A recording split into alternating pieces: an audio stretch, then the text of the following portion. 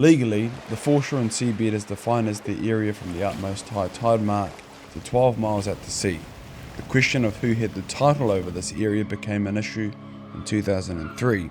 Ngāti Apa wanted to utilise the waters in the Marlborough Sounds. They had to take their case to court to figure out whether customary title still existed.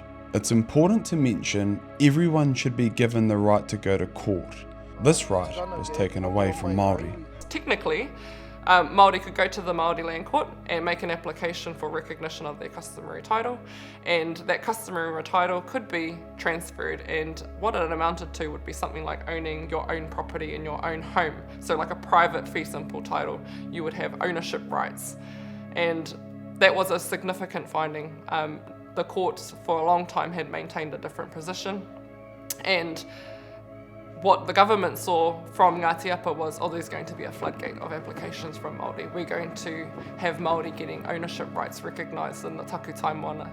And they saw that as a threat, so they responded. How did they respond? Well, it was the Labour government at the time, and how they responded was that they introduced a policy, and the policy said, we're going to stop Māori from being able to go to the Māori Land Court.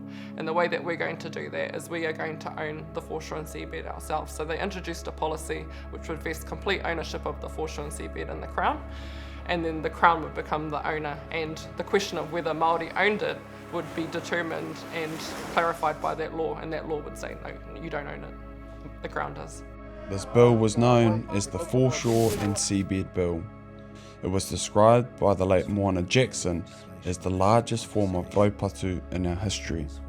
The idea of a hikoe to Parliament was floated first in Ngāti Kahungunu, but once word got out, the idea became a national movement. Te hikoe takutai moana. It meant the Crown saying, it is not yours, regardless of all your history, regardless of all your whakapapa, regardless of all your stories, regardless of all of your beliefs and your connection to that place. And you have it in your kōrero, you have it in your waiata, you have it in your haka. We don't care about any of that. We are taking it for ourselves. They're not saying we are going to share it with you. They're saying we're taking it away from you. You're trying to steal what is ours. And you know it's not yours.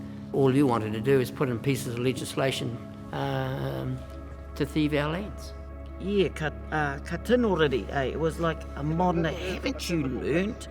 But the worst part of it is that Māori have no rights, that Māori must sacrifice everything for the greater good. I still hear that crap these days. And I knew that if we didn't organise something that brought all of that energy into something positive, that I think the country was close to exploding at that time, because if something big hadn't happened, it would have exploded all around the country.